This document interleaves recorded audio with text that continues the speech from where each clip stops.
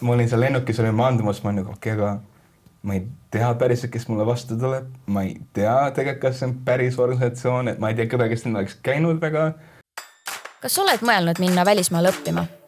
Mina olen Kätri Kiilberg ja ma õppisin ühe semestri Toronto ülikoolis. Mult on küsitud, et kuidas sa raha kogumisega tegelesid, milline üldse see paberimajandus oli ja oli siis keeruline sinna üldse jõuda. Selles podcastis on mul külas erinevates riikides õppijad, kes just neile küsimustele vastavadki.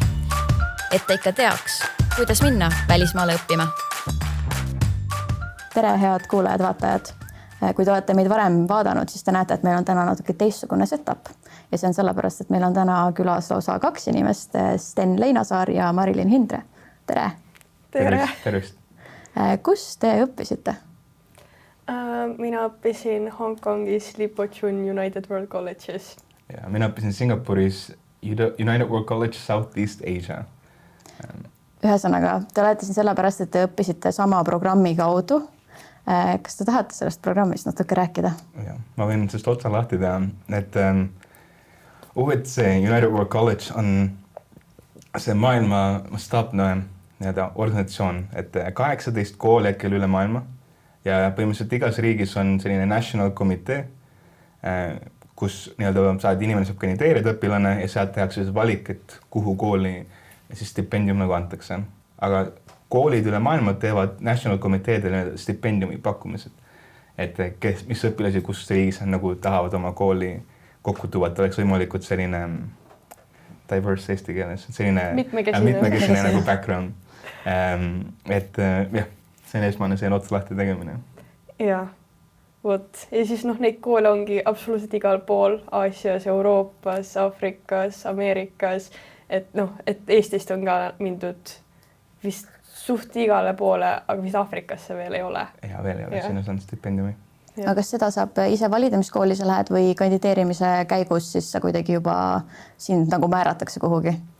Et see aasta tegime me uutmoodi, et me ütlesime juba enne esimese vooru lõppu, kuhu on stipendiumid antud, kuna me alustasime see aasta natukene hiljem ankeetidega. Aga muidu me oleme alles öelnud teise vooru edasi saajatele, kes saab viimasesse vooru, et kuhu on stipendiumi valikud. Et üldjuhul me ei anna õpilasele ise valikut, et ma tahan seda ja ma tahan seda, vaid meie nagu valime, eelistatame, me vaatame nende eelistusi, mis nad on kirja pannud, aga me valime vastavalt nagu enda kogemusele ja mida me oleme näinud lõppvoorus, ankeedivoorus, et kuhu me arvame, et nad võib-olla paremini sobiks ja selle järgi teeme nagu pakkumise. Kuulajale ka siis kontekstist, et Sten on küll vilistlane, on ju, aga et sa ka töötad nüüd UWC-s, on ju? Vabatahtlikuna ma olen üks juhatuse liikmetest UWC Eestis, et ma aitan neid korraldada, valikuid teha ja neid läbi viia. Marilyn, kuidas sina leidsid selle, siis ma saan aru, see on gümnaasiumi programm, et see ei ole ülikooli programm. Et kuidas sa selle leidsid? Mul oli nii, et mul on üks pereliige, kes on ka varem käinud UWC-s ja siis mulle maastmõdelast tehti väga palju propagandat, et ma kindlasti prooviksin kandideerida, siis nad ise arvasid ka, et ma võiks sobida ja siis 9. klassis ma kandideerisin ja sain otse kohe sisse, nii et tegelikult ma jätsin 10. klassi ise vahele, aga et läksin põhimõtteliselt otse 11. Aga jah, ja minu aastal ma ei saanud valida, kuhu ma lähen, aga minu teada, kui ma õigesti mäletan, siis mu esimene see nagu eelistus oligi Hongkong.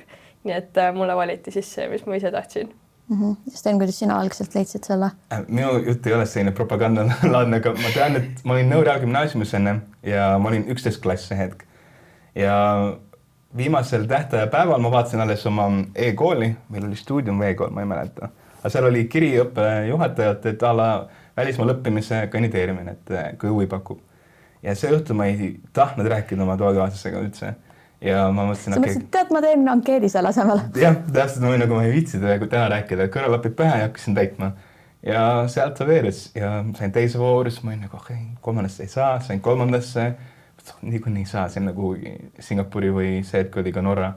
Ja sain ja sinna ma läksingi, aga täiesti puhtalt juhuslikult nägin seda e-maili ja seda programmi. Enne ei teadnud UWC-st absoluutselt mitte midagi. Aga milline see kandideerimisprotsess siis on, et mida seal nagu vaadatakse? Meil on 3 vooru, praegu käib teine voor nendel, kes see aasta kandideerisid. Et see aasta ei saa enam kandideerida, aga järgmine aasta peale saab. Järgmine sügis siis saab. Et esimeses voorus on meil siuksed lühemad küsimused ja siuke tavaline ankeet, et kes sa oled, kust sa tuled ja mis su mingi huvialad on.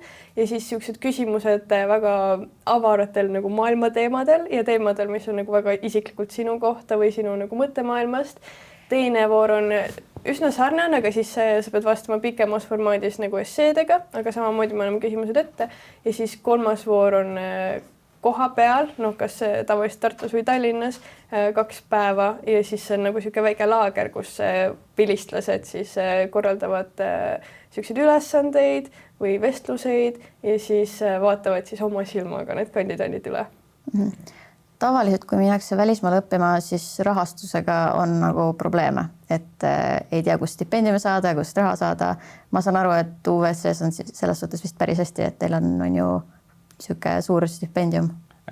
Siin on selline nüanss sees, et kui vaata juhfudes ja seal sa pead ise nagu kokku koguma mingid summad ja kuskilt leidma rahastust, siis olenevalt stipendiumist, mis erinevad koolid pakuvad, võivad olla kuni täis stipendiumid. Me võtame vastavalt sellele, mis ma arvan, et õpilane või Eestis nagu suudaks nagu kokku saada või meie suudaks ise nagu katta viilistusse toel. Et üldjuhul me võtame vastu koolide poolt need kuni täis stipendiumid. Ja need on just kuni täis stipendiumid, kuni nad ei taha, et kuna kooli tahad, see sõltuks õpilase majanduslikust seisust. Et kui õpilane nagu selle finantsanalüüsi käigus näitab, et tegelikult nad suudaks mingit osa katta, siis selle nad peavad ise katma. Aga kui on näha, et ei suuda, siis see on kuni täis stipendium, kõik on kaetud nagu kooli poolt. Ja mõni üksik stipendium aeg-ajalt on ka 80%, 90%. Lihtsalt mõnikord me võtame need vastu, et teha nagu pakkumine mõnele õpilasele, kui nad ei taha, ei soovi, siis ütleme ära selle pakkumise ja kui soovivad, siis soovivad. Aga see stipendium on siis nagu õppestipendium või et see katab ka muid elukulusid ja mingeid lennupiletid ja mis iganes asju? Seal on ka omad need nüansid juures, et minu stipendium oli kuni kõik täielikult täistipendium, kõik lennudest oli ikka kaetud. Mõni on 100% ainult koolikulu kaetud ja kooliga seotuvad reisid, aga lennupiletid iseseisvalt ja mõni on selline Dare to Dream stipendium, mis on uus programm nüüd, mis katab ka kõik nagu kulud isegi sinna juurde käivad alla kohvrite ostuvägi kulud ka, et see on täiesti oleneb stipendiumi liigist. Kuidas sul oli? Mul oli osaline stipendium esiteks, ehk siis ma pidin mingi osa ise maksma ja lennupiletid ka ei olnud kaetud. Aga samas koolis siseselt nagu kooli ajal me saime päris palju reisida ja siis see oli kaetud. Meil oli 2 aasta peale kokku 3 välisreisi, mis oli Kus te käisite? Väga lahe. Mina käisin Hiinas, Hainani saarel, siis ma käisin Filipiinidel ja Mongoolias käisin see aasta veel veebruaris. Väga lahe. Ja need on sellised kohad, kuhu muidu ei satuks ka, mis... Ei satuks ja need kohad, kus me käisime sinna ka üldiselt ei satuks, et need ei ole nagu turismireisid, vaid pigem nendel reisil on siis nagu mingi eesmärk või mingi projekt, kas teha mingit ühiskondlikult kasulikku tööd või aidata kedagi või Mongoolias oli hästi palju, tegelikult Mongoolias meil oli päris palju niisugust kultuurireisi ka, aga jah, enamasti on, kas lähed mingisse kooli mingi inglise keelt õpetama või käid lihtsalt mingi mõndade lastega, kes ei ole nagu saanud maailma nii palju näha, et tutvustad neile oma kultuure, et seal on hästi palju programme ja neid reise on nagu koolis korraldatakse mitukümmend tükki aasta jooksul, siis need hästi erinevad ja siis nagu ütleme, et äkki 10 õpilast saab ühele reisile minna. Aga need on tavalist õpilast enne korraldatud ka. Ma hakkasin mõtlema sellele, et te käisite sellistes kohtades, kus ilmselt ei ole liiga lihtne minna tavaliselt nagu eurooplasena elama pikaks ajaks. Pluss sina olid ilmselt alaealine, kui sa läksid, on ju? Ma ei tea, kas sa olid... Ei, mina olin juba 18. Okay, kuidas see kogu nagu paberimajandus toimis, et teil oli ilmselt vaja mingid viisasid ja elamislube? Kuidas sa alaealisena üldse lähed teisele poole maailma elama? See ei olnud tegelikult üldse keeruline. Ma mäletan, viisa sai siis õpilasviisa Hongkongi ja see käib hästi kooli kaudu. Kool aitab põhimõtteliselt kõike teha, et sa pead saatma mingi oma passi, võib-olla sünnitunnistuse, võib-olla vanemate passi, midagi sellist, aga just tavalised asjad ma ei mäleta, et sellega oleks olnud suuremaid probleeme. Aga see on üldiselt üsna kerge. Lendamisega ei olnud mingit probleemi, ma olin siis 16-aastane, kui ma esimest korda läksin. Ja ma lendasin üksinda Hongkongi ja nii oligi, mulle tuldi bussiga vastu sinna. Aga vanemad ei mõelnud mingid issad, me laseme oma mingi alaealise lapse kuhugi teisele poole maakera. No tõenäoliselt mõtlesid küll, aga mul oligi see hea, et mul on siis pereliige, kes oli tegelikult käis seal samas koolis Hongkongis. Okay. Nii et neil oli sellepärast süda rahul, et tema tuli elus tervena tagasi ja talle väga-väga meeldis seal. Aga tõesti ma ei mäleta, et oleks suuremaid probleeme olnud sellega. Ja sul? Ka väga lihtne. Singapuriga oli isegi võib-olla lihtsam. Koolil oli juba mingid suured tutvused väigid seal sees, et kui me jõudsime kohale, siis 2 päeva hiljem läksime kohe sinna kuhugi official buildingusse, mis government building seal on, riiklikusse mingi sotsiaalministeeriumisse arvatavasti. Ja seal kohe tehti need permanent resident viisa ja me ei saanud student viisa, vaid meil oli permanent resident, et hiljem minnes sain kohe nagu elamisluba. Jah, ma sain kohe sealt fast lane'ist läbi minna Singapuri lennujaamast tagasi tulles, et passi pead läbi, ütleb tere tulemust kojusten ja siis lähed kohe nagu välja. Teised ootavad 2 tundi seal peaaegu järjekorras, et minna customisest läbi.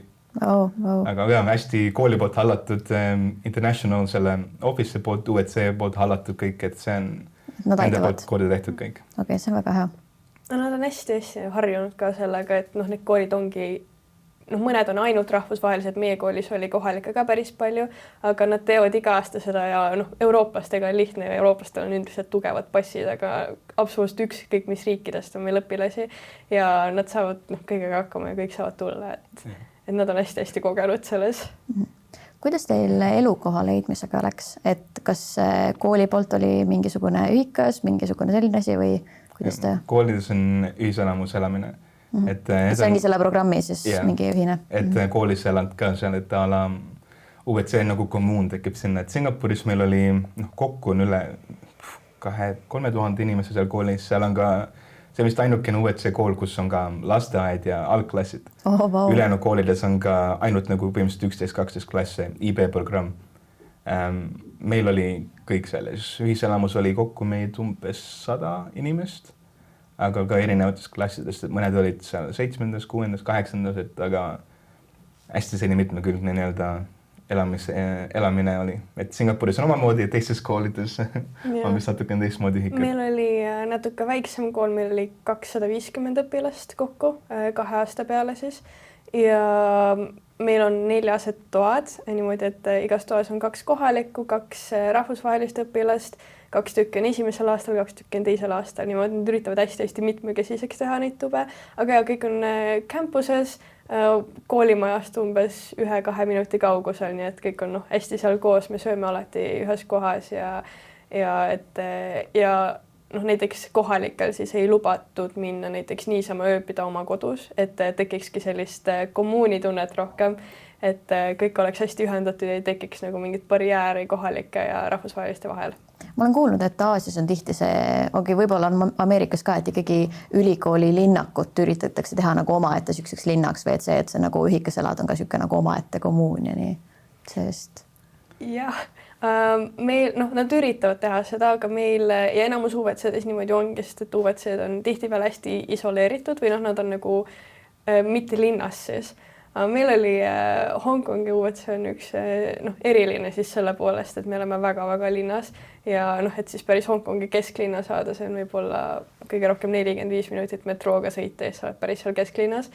Nii et aga ikkagi et nad üritavad hästi hoida seda niimoodi, et kõik on hästi lähedased seal campuses. Kas olid enne Hongkongis käinud, kui sa sinna läksid? Ma ei olnud Euroopast väljas ka käinud. Sa olid Singapuris käinud? Ei olnud, ma polnud Euroopast ka väljas olnud enne. Ehk siis kujutan ette, et võis olla suht suur kultuurishokk, et nagu nii noorena lähed 8 aastaks kuhugi, kus isegi seal maa osas või nagu maakera osas ei olnud kunagi käinud ja kuidas see kultuurishokk oli? Kui ma olin sinna lendamas, ma olin lennukis, ma läksin Tallinn-Helsingi, siis Singapur otse ja kõige pikem lend, mis ma olen teinud selle hetkeni, oligi 12,5 tundi vist. Päris rets. Ma olin seal lennukis, olin maandumas, ma olin nagu aga ma ei tea päris, kes mulle vastu tuleb. Ma ei tea tegelikult, kas see on päris organisatsioon, et ma ei tea kõige, kes neil oleks käinud väga. Ma rääkisin eestlasega, kes seal juba oli enne mind, et oli 2. aastal nagu on päris, aga mul on ühe otsa pilet, et nagu äkki midagi juhtub. Äkki nad valetavad mulle. Äkki mingi muulaks või midagi. Organitoorarlus. Aga õnneks siis nagu tuldi kõik okei, aga kultuurishokk oli rohkem, kui ma olin seal bussis ja otsin nagu ülevat sealt kinni, inimesed kõnnivad käelt mööda. Siis ma nagu, ma tunnen ennast natukene pikemalt, kui ma Eestis ennast tundsin. Ja see toit oli natukene rohkem spicy suht tihti. Vürtsikam toitani, mis oli nõudis algus harjumist, aga nüüdseks on see nagu küljes, see on nagu juba teine pool sinust, et spicy food alati. Aga muud sellist šokina väga ei tekkinud, kuna see kommuun seal oligi väga selline rahvusvaheline ja selline hästi mitmekülgne, et sa leiad alati kuskil nagu oma nurga oma inimesedega, sa saadki ennast sealt välja viia, näed teist poolt ja sa lähed oma nagu nurka, kus sa tunned turvaliselt natukene tagasi. Mul vist esimene šokk oli see, kui ma jõudsin Hongkongi lennujaama, siis seal oli juba, meil teise aasta õpilased tulevad, esimese aasta õpilastel laeti vastu sinna, siis UVC lipuga ja mõni tõi lilli ka oma esimese aasta õpilastele. Aga meid oli siin üsna palju juba kogunenud, see oli teised esimese aasta õpilased ka, kes olid sama päev jõudnud, siis nad ootasid nagu teisi järgi seal lennujaamas. Läksime kõik siis lennujaamast välja ja ma mõtlesin nagu, me läksime läbi mingit uste ja siis mul tuli nagu siuke hästi niiske hästi ja nagu soe mass õhku vastu ja ma olin nagu, et mis ruumis me oleme, nagu mis asi see on, nagu kuna kui selle siin välja saan. Ja siis ma sain suht kohe aru, et me oleme ju õues ja nüüd nii ongi. Et see oli päris suur šokk alguses ja et nagu ma kannan prille ja alati ja sealt ruumist lähed välja prillida juht uuseks. Nagu meil talve. Ja, et see oli alguses päris suur šokk, aga campuses endas ma ei tea, see oleks kõik väga sujuvad. Ma mäletan, et mul tuli siis campuse väravasse kohe mu toakaaslane vastu, viis mu oma tuppa, tassis mu kohvrid sinna ja siis elu läks niimoodi edasi. Et šokk oli kindlasti palju rohkem veel, aga see kuidagi, seda oli nii palju korraga, et see kõik süladus üheks massiks, et see oli lihtsalt nii harjud lõpuks juba sellega, et iga päeva mingi uskumatud asjad juhtuvad. Meil öeldi seal, et kui sul on külm, siis mine õue. Et alati siseruumides on suur nagu päris palju AC nagu peale keeratud, et kui sul on külm, siis mine õue. See on soe. Aga seal muidu eurooplasi oli palju, et ikkagi natuke tundsite seda nagu kodutunnet ka, et ei olnud päris üksinda? Kuidas me defineerime palju, et seal oli Singapuris oli rohkem päris palju kohalik, aga kohalik, kes seal olid nagu elavad seal Singapuris ja käivad nagu seal koolis, nad ei ole nagu singapurlased otseselt, vaid nad on kuskilt vanemad tulnud Singapuri, kas siis äri tegema midagi sellist, et nad on ka nagu Euroopa nagu selle juurtega. Et ei olnud nagu väga palju, aga ei olnud ka väga vähe, et see on suht nagu mitmekesine nagu ruum oli, et seal nägi erinev kultuuri palju. Ma arvan, meil oli päris hästi. Ma arvan, et kui arvu otsides võib-olla 20-25 eurooplast, siis meil oli siuke Euroopa kultuurigrupp ja et see oli hästi siuke tore. Aga muidu Balti riikidest ma olin küll ainus, Soomest ka ei olnud kedagi, Rootsist ka ei olnud kedagi. Norra oli tõenäoliselt kõige lähemal. Raudselt oli sakslasi? Sakslasi oli, 2 tükki. Okay. Saksa National Committee on päris suur, neil käib päris palju inimesi igal pool UVC-s. Ja ma käisin ka, kui ma Torontos olin, siis oli ka see, et ida-eurooplasi ei olnud praktiliselt üldse. Eestist oli 2 inimest ja Soomest oli 1 inimene, aga sakslasi oli meeletult palju. Ma ei tea, kust kõik sinna said. Aga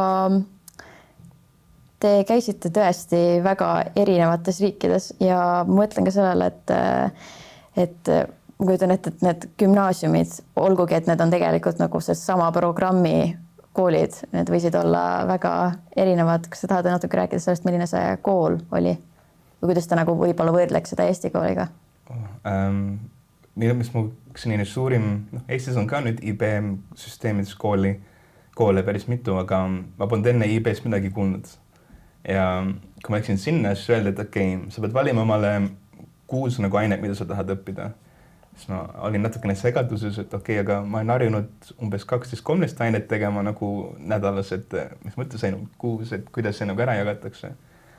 Aga kooli poole pealt seal oli hästi suur fookus akadeemilises edukuses, kuna Aasia riik ja seal oli päris palju tuli seda välist seda survet, et sa pead tegema väga hea tulemuse. aga kõige suurem ja kõige selline harjumatum asi oli sellele nagu vastu suruda, et aga ma ei taha äkki teha nagu väga ideaalset tulemust ja ma tahan nautida ka neid huvitegevusi, ma tahan õpilastega aega veeta, ma tahan lihtsalt nagu ringi vaadata, et nagu mind ei huvita nagu ideaalne 7/7, et kas või nagu 5/6 on juba ka okei. Et ma tahan keskenduda hobidele ka. Et see oli kõige raskem osa, millele nagu Aasia koolis nagu vastu suruda, et ma ei taha nagu samat teed minna nagu kõik teised. Ma võin öelda, et meil oli üsna sarnaselt, et me olime ka ikka üsna Aasia riigis ja kohalikel hästi palju, kes on siis kohalikud Hongkongist ja nende jaoks ongi akadeemiline saavutus hästi-hästi oluline, et läbi lüüa ja et siis kõikide ülejäänud hongkonglaste seast siis välja paista ja kuhugi edasi jõuda. Aga samas oli ikka, kuna meil on üsna palju ikka rahvusvahelisi ka, siis seda nagu balanssi leida selle vahel, et nagu erinevad mõtlevaid inimesi leida oli üsna kerge ja lõpuks saigi siis lihtsalt leitudki oma nagu rada või oma balanss töö ja siukse huvitegevuse ja sõprade ja magamise vahel. Aga te õppisite sellel programmil õpitakse inglise keeles, on ju? Jah.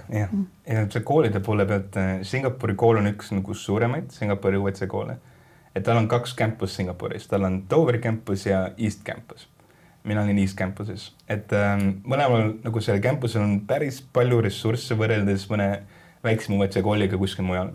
Et need näiteks, mis ma saime teha teatris, selles suures Black Boxis saime teha teatri neid playsi panna, neid lavastusi teha, valgustused olid kõik super ja oli palju nagu selline erinevaid ressursse, mida kasutada ja nagu spordi, need platsid ja spordisaalid, et kui mõnes koolis on üks nagu väike spordiplats, meil oli suur olümpia mõõdus nagu jalgpalliväljak pluss 4 nagu spordisaaliga. Wow. Et see on nagu suur kool, võrreldes nagu teise UWC kooliga näiteks. Et see oli kindlasti nagu, kui ma rääkisin teiste UWC inimestega Eestis, kui ma näiteks suveks või talveks tagasi, ja see oli küll nagu šokk, et okei, aga teil ei ole siis nagu seda teist spordiväljakut. Aga siis sa nagu saad selle perspektiivi nagu endale paika, et okei, meil on nagu 3000 õpilast ja mõned ainult mingi 60 on stipendiaadid, üle nagu maksavad ise, elavad Singapuris, et see Singapur on suht rikas riik. Jah, et seal on nagu selline erinev nagu koolikulu ja erinev selline staatus nii-öelda, et hakkad seda pilti ka nagu selge nägema ka UWC mastaabis üle maailma. Aga need aineid, mida te seal õppisite, need olid suht nagu tavalik gümnaasiumis, et mingid geograafiat ja matemaatikat ja nagu ikka. Mis aineid sa õppisid? See IB-süsteemis võib olla nagu inimestele kuulamiseks, et sul on nagu, nad üritavad struktureerida sinu valikut selle ümber, et sul peaks olema mingi keel, mis õpid, teadusaine, nagu ala matemaatika on kõigil. Ja see teadusaine, kas siis füüsika, keemia, bioloogia või meil oli ka environmental studies. See on mingi lood. Jah, mingi loodus, põhimõtteliselt võtame geograafia või midagi sellist.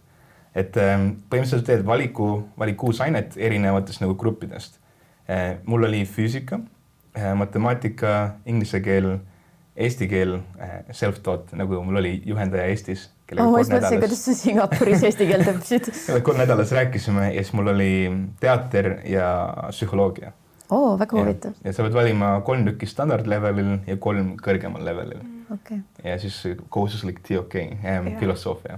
Ja ma õppisin filosoofiat bakalaureuses, nii et see on väga huvitav mu jaoks. Mul oli nagu kõrgemal tasemel oli visuaalkunst, bioloogia ja globaalpoliitika ja siis standard oli prantsuse keel, eesti keel ja matemaatika. Kes ka Hongkongis õppisid eesti keelt? Jah, mul oli Viljandist õpetaja, tegime suvikõresid. Ja siis LPC või IBS-is sa pead kirjutama ka extended essay, mis on siuke suur, läheb siis sinu lõpuhinde alla. See on 4000 sõna vist esseed. Selle ma kirjutasin ka eesti keeles ja siis minu tuutor aitas mind. Ja, aga kes seda hindas siis eesti keeles? See saadeti Eestisse, et Eestis on ka IB-koolid, kus saab eesti keelt õppida ja siis neil ongi mingid eksamineerijad Eestis, kes selle läbi lugesid ja hindasid. Kuidas teil üldiselt oli selle keele kasutusega, sellepärast, et tegelikult Hongkongis ja Singapuris mõlemas on vist on ju üks ametlikest keeltest inglise keel. Et ei peaks nagu väga raske olema või ikkagi tekkis seda olukorda, et olid nagu inimesed, kes ei rääkinud inglise keelt? Singapuris mõnikord ikka tekkis olukordi. päris palju kohalikud räägivad singlishi, mis on nende oma nii-öelda neid häälikud panevad sinna vahele oma sõnadele, et alguses, kui sa ei ole harjunud, sa ei saa nagu päris hästi aru. Koolis sees ma võtsin inglise keelt kõrgemal levelil ja A-keelena, et suruda ennast nagu kassist välja, et okei, ma pean selle nagu emakeelena selgeks saama. Algus väga keerukas kõigega nagu järgi pidada, kui ma Eestist minnes ajasin nagu he and she nagu kaks assi ja ma üldse ei osanud väga nagu ilma aktsendita rääkida, siis nüüd on vastupidi, mul on eesti keeles aktsent küljes ja inglise keeles on see kadunud. Aga kohalike rääkides suht tihti oli, et nad saavad aru, mis sina ütled, aga sa ei saa päris täpselt aru, mis nad sulle vastu räägivad. See on hästi teistsugune aktsent. Jah. Aga pärast 2-3 kuud, kui me käisime seal kohalikus nagu food courtis, Hawker Center, koha peal käima nagu fried rice'i nagu ostmas, siis pärast 3 kuud sa nagu õpid ära, mis nad sulle räägivad ja sa saad väga hästi aru nende omapärasest dialektist. Ma mäletan alguses, ega ma väga hästi inglise keelt ei rääkinud, ma nagu koolis olin õppinud, ma oskasin lugeda, kirjutada ja nii edasi, aga lihtsalt seda nagu praktilist rääkimist, aga see tuli paari kuuga, aga Hongkongis üldiselt üsna lihtne, vanemad inimesed enamasti räägivad kõik inglise keelt ja siis noored, kes nüüd peale tulevad, räägivad ka. Et väga probleeme ei olnud, aga ikkagi mõned koolitöötajad, kes ei rääkinud inglise keelt, siis nendega me õppisime nii palju siis, et me saaksime nendele kantoni keeles siis öelda tere ja head aega ja kuidas sul läheb ja nii edasi. Et see oli siuke tore asi. Seda on huvitav kuulda, et teil mõlemal oli alguses nagu inglise keelega probleeme, sest kui ma olen varem rääkinud inimestega, siis üldiselt probleem ei ole inglise keeles, probleem on selles, et kohalikud ei oska inglise keelt, on ju.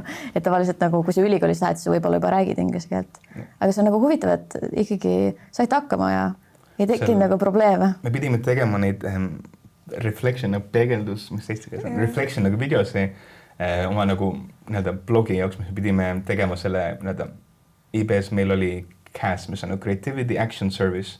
Et selleks pidime tegema mingi blogi ja ma tegin sinna videosi nagu kord nädalas, et rääkisin, kuidas nagu läinud on, mis ma teen. Ja seal oli 2 kuu nagu marki peal oli nagu näha, et nagu hääl nagu kukkus nii-öelda. Et algus, kui sa rääkisin võõri keeles, inglise keeles, siis hääl läks nagu kõrgemaks. Nagu nina häälega nagu rääkisin. Aga siis nagu 2 kuu peal oli nagu märgata nagu videosid, nagu ma räägin nagu normaalse häälega, nagu ma räägin eesti keeles. Et mu hääletoon ei muutu üldse mõlemas keeles. Nii et ikkagi... Et see oli naljakas kuulata järsku, kui kukub lihtsalt hääl järgmises videos. Aga ma natuke nagu tahaks kuidagi avada seda, et kuidas teil see elu käis seal, sest on ju käisite gümnaasiumis. Ma eeldan, et te võib-olla suveks talvevahel tulite koju, on ju. Aga et kuidas te nagu igapäevaselt seal elasite? Et te ju ilmselt ka väljaspool kooli tegite mingid... Ma ei tea, mis te tegite seal? Alustava tee otsa lahti. No meil on niimoodi, et meil on nagu ikka koolis, et hommikul ärkad siis oma selles ühikas üles, käid sööma, siis lähed kooli, oled kooli, siis on peale kooli neist tavaliselt hästi palju huviharidust, hästi palju on tavaliselt õppida, eriti teisel aastal. Aga huviharidust on hästi palju igasuguseid projekte, siis on mingis projektinädala korraldamisi, siis on igasuguseid rahupäevasid, jätkusuutlikkuspäevasid, neid tuleb korraldada, siis kõigil peab olema, vähemalt meie koolis peab olema siis 3 huviharidust, mida sa nädala jooksul teed. Ja mida iganes veel. Et kool oli see suht põhiline, on ju, võitis palju aega. Jah, aga samas see huviharidus oli osa sellest on hästi siuke vaba, ma käisin kajakidega sõitmas vee peal, meil oli kooli kõrval oli meri ja siis sõitsime seal sõpradega ringi, aga siuksest nagu vabamast õpilaselust, siis meie saime päris palju campusest välja ka minna, kuna meil linnale lähedal saime Hongkongi avastada, hästi palju mindi matkama, kuna seal on mägesid hästi palju ümberringi. Nii et me saime ühesõnaga kõike Hongkongis siis kogeda, mis Hongkongil pakkuda oli. Meil oli väga sarnane, et see huvitegevuse poole pealt, aga mina valisin rohkem sportliku poole. Too hetk, et ma hakkasin seal mängima rugbit ja võrkpalli rohkem. Me olime koolitiimis ja me käisime mõnikord ka koolitiimiga võistlemas. Käisime Hongkongis rugbit mängimas, Taiwanis käisime võrkpalli mängimas, Malaisias käisime võrkpalli mängimas. Et sai nagu... Kool maksis kinni selle kõik? Ja see oli koolitiimiga reis. Vanen nagu koolis selle tiimisärgi selga, pidi kakisi kandma, need beige mingid püksid, sa pidid nagu kooli nagu tiimi nagu spordibägiga ka minema, et sa nagu esindad nagu kooli. See oli väga cool nagu tunne, aga väga imelik niisamuti. Aga meil oli hästi palju ka kultuurraamat ja kahani, ma mäletan, mis see oli enam. Aga üks oli India tantsule fokusseeritud nagu üritus, kus hästi palju erinevaid gruppe said ühineda ja said õppida teatud tantsu selgeks, siis esitasid seda viimasel kahani üritusel. Ja kultuurraama on nagu erinevate kultuuride tantsud, on erinevad õpilased võtavad selle kohustuse või nagu kandideerivad, et nad tahavad oma nagu riigi tantsu nagu panna esitusse. Sa saad joinida selle grupiga ja saad selle ära õppida ja siis nagu esineda. Ja hästi palju oli sellist lavastusi teatri poole pealt, õpilased tegid oma filme, siis nad mõnikord ühinesid mõne filmiga, nagu näitlesid seal filmis, aga hästi palju sellist tavalist huvitegevust, et meil oli Singapuris ka mingi seal kuskil jõe peal oli neil mingi kajaking, vist oli ka isegi purjetamises sai teha kuskil seal lähedal. Ja seal oli ka päris palju igasuguseid neid spordiringe, huviringe ja tegevust nagu jagub, et aga pärast kool ikka käisime väljas ka Singapuri linn on lähedal, natuke metrooga sõita, oled juba see Clarke Quay seal kesklinnas, saad sa Marina Bay juures käia, saad ringi vaadata, käid mõninga sõpradega väljas, kui hästi palju kohalikke õpilasi on ka, siis nemad elasid nagu koolist väljas, käisid vahepeal külas, jäid nende juurde võib-olla ööseks nädalavahetuseks, see oli eraldi asi, mis kooliga oli vaja kokku leppida ja pidid nagu dokumendid täitma asjad särki. Okay. Aga ikka sa elad nagu normaalselt nagu sellist nii-öelda pubeka, tiineka nagu elu ka nii-öelda, et käid väljas sõpradega, veedad aega ja... Ja te kooliga, siis ma saan aru, reisite päris palju. Kas te reisite ka ise vahepeal? Käisite... Singapuris meil oli ka oktoobris üks vaheaeg, kus me saime ise nagu planeerida oma asju ja minu stipendium kattis teatud osa andis seda nii-öelda oli nagu nii-öelda eelarve, et said nagu kasutada ja me planeerisime 7 planeerisime reisi Filipiinidele Cebusse. Olime nädal aega, olime 5 päeva Cebus ja see oli nagu ka makstud nagu meie stipendiumist nagu kinni. Wow. Ja siis kooli poolt oli ka see kõlab nii hästi, kas ma ei saaks ka minna sinna tagasi gümnaasiumisse? No muidugi ma tahaks ise ka, kui ma kusjuures vaatan nüüd seda kandideerimist ja seda taset, mis inimestel on, ma nagu enam mind ei saaks. enam mind ei valitaks. Kuidas sul reisimisega oli veel väljaspool kooli? No teisel aastal talvel ma otsustasin, et ma ei tule tagasi Eestisse jõuluvaheajaks ja siis üks mu sõbrana Jaapanist kutsus mind külla ja siis ma olin 1,5 nädalast vist olin Tokyos, elasin tema juures, see oli hästi lahe, aga siis ülejäänud aja sellest olin tagasi Hongkongis ja siis ma käisin veel, me käisime, kuna Hongkong on täiesti Hiina piiri ääres, siis ma käisin ka Hiinas Shenzhenis ühel nädalavahetusel sõbrannaga kahekesi lihtsalt, et Hiinat avastada, sest et peale Hainani saare, mis on ka siuke natuke erinev Hiina, ma ei olnud Hiinas käinudki, siis tundus kummaline Hongkongist ära minna ilma Hiina minemata. Mis te arvate, mis oli kõige see väärtuslikum osa selle kogemuse juures? Kas seda üldse saab nagu... Ma arvan, et minu jaoks kõige väärtuslikum osa oli see nii-öelda balansi nagu leidmine ja võib-olla nagu enese natukene avastamine, kuna Eestis olles ma olin juba võtnud endale ette, et ma ei taha väga minna ülikooli, ei saa hakkama, ei ole minu jaoks, et vahet ei ole. Aga seal nagu ma hakkasin nagu väga armusin uuesti lugemisse ja õppimisse nagu asjade nagu uurimisse. Ja siis pärast seda avastasin, et tegelikult tahaks minna ülikooli. Ja UEC-st oli väga lihtne kandideerida igale poole, et ma käisin USAs ülikoolis. Ja seal ka leidsin sellise nii-öelda balansi oma huvitegevuste vahel, õppimiste vahel, kuidas nagu oma aega nagu planeerida, et saaks ka sporti teha seal vahepeal. Et ma arvan, et see oli minu jaoks selline kõige suurem selline avastus seal 2 aasta jooksul.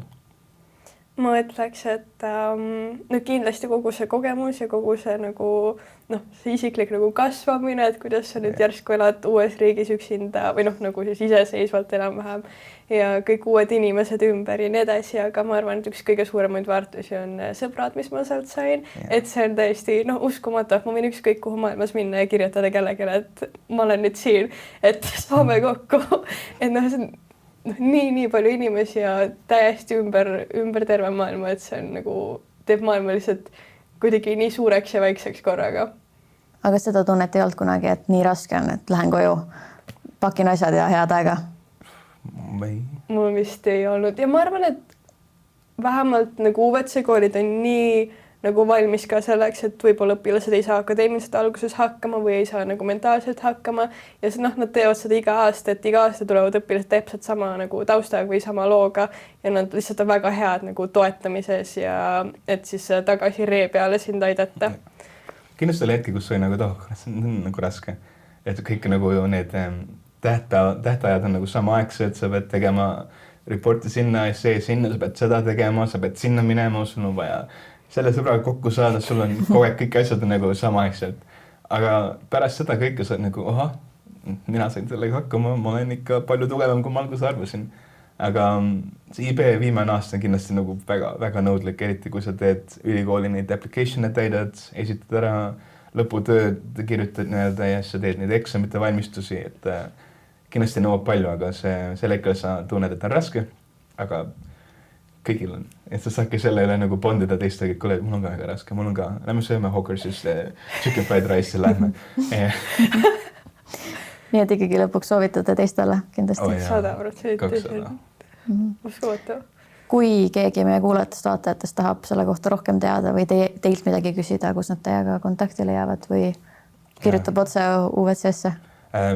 UVC Eesti meil on nagu oma nagu leht, kus on kogu info nagu olemas, kui ta lihtsalt nagu otsib UVC Eesti, Instagramis ka UVC Eesti, seal on info käib täielikult kogu aeg ja seal on kõikidele linkidele ka nagu viited olemas. Instagramis on meil ka nagu stories'id tehtud, mis nagu praegused õpilased teevad, siis sealt saab hästi nagu vaadata siis, kuidas päriselt see õpilase elu seal on. Nii et ma soovitan seda teha, kui on huvi. Ja enne kandideerimist on ka nagu webinarid meil, et kus või küsida, kuidas küsimused välja näevad või kuidas nagu peaks vastama või mida nagu oodatakse, et see on nagu enne nagu seda esimese vooru avamist, mis ma arvan, me jätamegi, et see avaneb nagu nii-öelda 1. november, et siis on see esimene uue nagu 10. klassi rush on nagu möödas ja saad fokusseerida jälle kandideerimisele kuhugi mujale võib-olla. Okei, aga aitäh teile siia tulemast ja aitäh kuulamast, vaatamast. Aitäh kutsumast. Ja kuulake jälle.